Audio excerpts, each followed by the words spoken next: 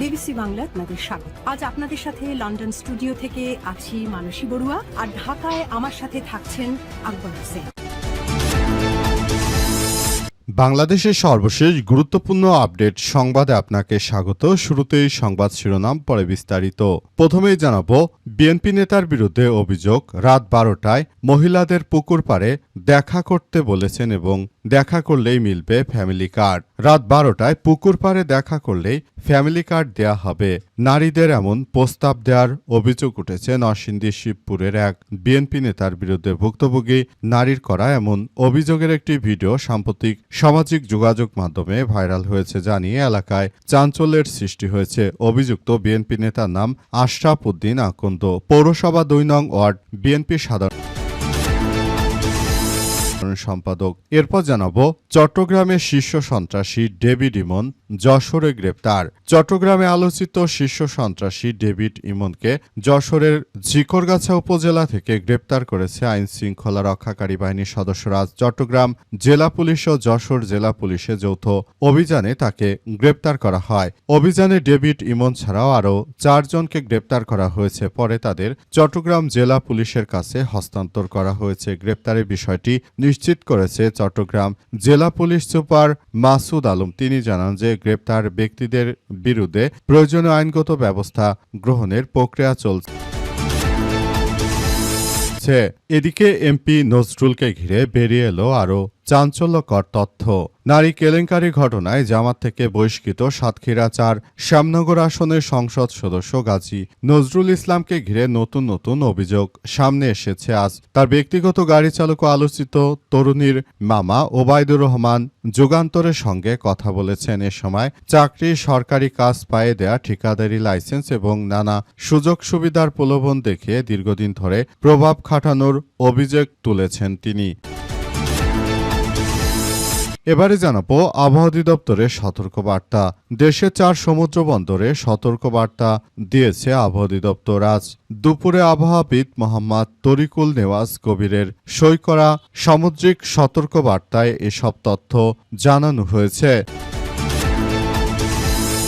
এবং সর্বশেষ জানাবো, ভারত ও চীনের উপর 100% শুল্ক আরোপের ঘোষণা জানিয়ে যুক্তরাষ্ট্রের মার্কিন সিনেটে বিল পাস।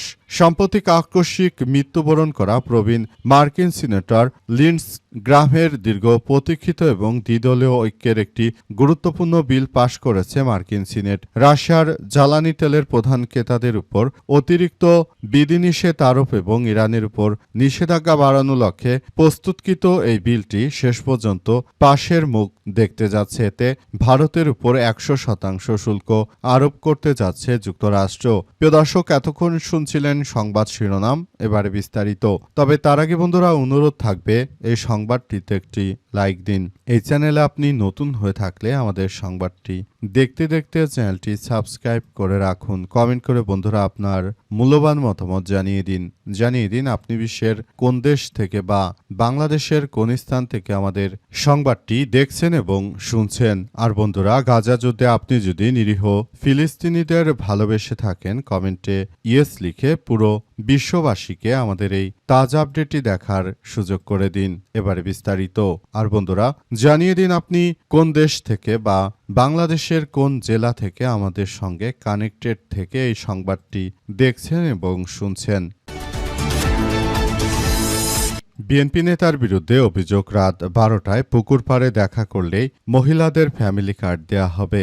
রাত 12টায় গোপনে পুকুর পাড়ে বিএনপি নেতার সঙ্গে দেখা হলেই এক নারীকে ফ্যামিলি কার্ড দেওয়ার প্রস্তাব দেওয়ার অভিযোগ উঠেছে নরসিংদীর শিবপুর উপজেলায় এক বিএনপি নেতার বিরুদ্ধে। ভুক্তভোগী নারীর করা এমন অভিযোগের একটি ভিডিও সাম্প্রতিক সময় সামাজিক যোগাযোগ মাধ্যমে ভাইরাল হয়েছে। অভিযুক্ত আশরাফ উদ্দিন আকন্দ, পৌরসভা 2 নং ওয়ার্ডের সাধারণ সম্পাদক। তিনি মূলত নারীদেরকে জানিয়েছেন যে যদি রাতের বেলা আমার সঙ্গে একা এসে গোপনে পুকুর পাড়ে রাত 12টার সময় দেখা করো, তাহলে ফ্যামিলি কার্ড দেয়া হবে। অর্থাৎ ওই নারীদেরকে সর্বনাশ করার জন্য বিএনপির এই নেতা উঠে পড়ে লেগেছে বলে ভুক্তভোগী অভিযোগ করেছে। পাশাপাশি আবারও এমন একটি ভিডিও সামাজিক যোগাযোগ মাধ্যমে ছড়িয়ে পড়েছে। এতে বিএনপি নেতাদের চরিত্র নিয়ে অনেকেই প্রশ্ন তুলছে। অনেকেই বলছে যে জামাত আর বিএনপির নেতারা কেউ কারো থেকে কম নয়।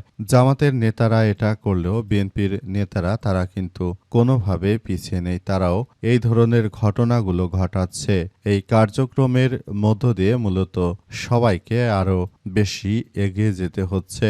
শেষ পর্যন্ত বিষয়গুলো কোন দিকে যাচ্ছে সেটি এখন পর্যন্ত বোঝা যাচ্ছে না। তবে আমরা বিষয়গুলো নিয়ে খুব গুরুত্ব সহকারে দেখভাল করছি। আমরা মনে করি এই মুহূর্তে সবাইকে আরও বেশি সতর্ক থাকা উচিত বিএনপির এই চাঁদাবাজ বাহিনীর হাত থেকে বাঁচার জন্য। তাছাড়া তারা দেশের মধ্যে যে ধরনের কার্যকলাপ শুরু করেছে এদের হাত থেকে এই মুহূর্তে রক্ষা করাই আসলে অনেক বেশি প্রয়োজনীয় হয়ে দাঁড়িয়েছে। চট্টগ্রামের শীর্ষ সন্ত্রাসী ডেভিড ইমন যশোরে গ্রেপ্তার। চট্টগ্রাম থেকে শীর্ষ সন্ত্রাসী ডেভিড ইমনকে যশোরে গ্রেপ্তার করা হয়েছে। এই ঘটনায় এখন পুরো পরিস্থিতি থমথমে অবস্থা বিরাজ করছে। সবকিছু একদম ধ্বংসস্তূপে পরিণত হচ্ছে।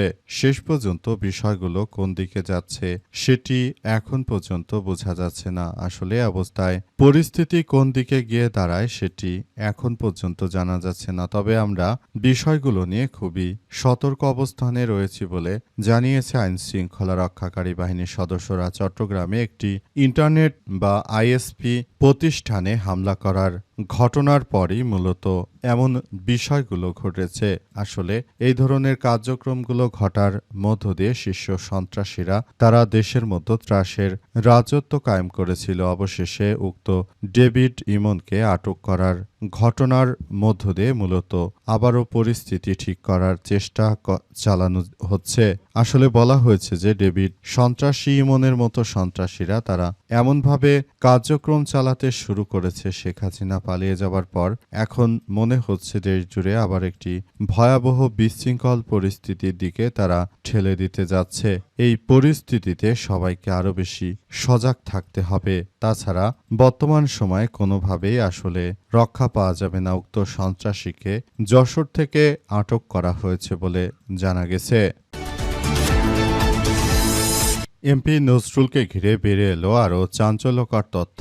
নারী কেলেঙ্কারির ঘটনায় জামাত থেকে বহিষ্কৃত সাতক্ষীরা ৪ শ্যামনগর আসনের সংসদ সদস্য গাজী নজরুল ইসলামকে ঘিরে নতুন করে অভিযোগ সামনে এসেছে। আজ তার ব্যক্তিগত গাড়ি চালক ও আলোচিত তরুণীর মামা ওবায়দুর রহমান যুগান্তরকে সব কথা জানানোর সময় চাকরি, সরকারি কাজ পাইয়ে দেয়া, ঠিকাদারি লাইসেন্স এবং নানা সুযোগ সুবিধার প্রলোভন দেখিয়ে দীর্ঘদিন ধরে প্রভাব খাটানোর অভিযোগ তুলেছেন তিনি। বিষয়টি প্রকাশ্যে এলে তা ধামাচাপা দিতে ব্যর্থ পদ পদবি ও অন্যান্য সুযোগ সুবিধার প্রস্তাব দেয়া হয়েছিল বলে অভিযোগ তার। ইতিমধ্যে এসব অভিযোগকে কেন্দ্র করে শ্যামনগর সাতক্ষীরার রাজনৈতিক অঙ্গনে ব্যাপক আলোচনা সমালোচনার সৃষ্টি হয়েছে।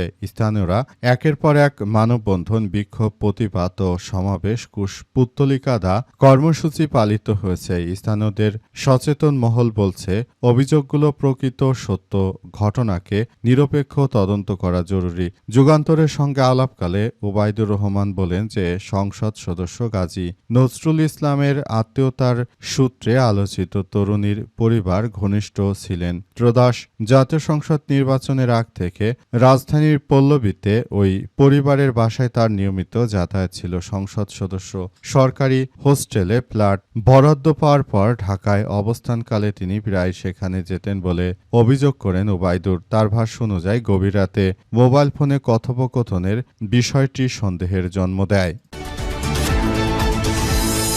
আবহাওয়া অধিদপ্তরের সতর্কবার্তা। দেশের ৪ সমুদ্র বন্দরে সতর্কবার্তা দিয়েছে আবহাওয়া অধিদপ্তর। আজ দুপুরে আবহাওয়াবিদ মোহাম্মদ তরিকুল নিয়াজ কবিরের সই করা সামুদ্রিক সতর্কবার্তায় তথ্য নিশ্চিত করেছে সংস্থাটি। এতে বলা হয়েছে উত্তর উড়িষ্যা তৎসংলগ্ন গাঙ্গেয় পশ্চিমবঙ্গ উপকূলে অবস্থানরত গভীর নিম্নচাপটি পশ্চিম দিকে সরে গিয়ে বর্তমানে উত্তর উড়িষ্যা এবং তৎসংলগ্ন এলাকার দিকে এগিয়ে যাচ্ছে। অবস্থায় পরিস্থিতি আসলে খুব থমথমে অবস্থা বিরাজ করছে বর্তমানে, যেহেতু বৃষ্টিপাতের সময়, তাই উক্ত সময়ে বৃষ্টিপাত এই মুহূর্তে একটি নৈমিত্তিক ঘটনা হিসেবে দাঁড়িয়েছে। তাই এই বৃষ্টিপাতের সময় আরও বর্তমান সময়ে বৃষ্টিপাত বাড়তে পারে এমন সতর্কবার্তার কথাই জানানো হয়েছে। এছাড়া আরও বলা হয়েছে যে বিষয়গুলো নিয়ে খুব গুরুত্ব সহকারে দেখভাল করা হচ্ছে এবং বৃষ্টিপাত আসলে কোন দিকে গড়াচ্ছে এবং সেটি আরও একটি ভবিষ্যতে কোন দিকে বৃষ্টিপাতগুলো গড়িয়ে যাচ্ছে এবং সেখান থেকে আসলে কি হতে চলেছে সেই বিষয়গুলো সবাইকে আরও বেশি সতর্কতার সহিত দেখাতে বলা হয়েছে। বৃষ্টিপাতগুলো খুবই এই মুহূর্তে এক নাজুক পরিস্থিতির সৃষ্টি করেছে আবহাওয়া থেকে, তাই সতর্কবার্তা দিয়ে বলা হয়েছে যে বৃষ্টিপাত আরও বাড়তে পারে, তাই সবাইকে সাবধানে থাকতে হবে।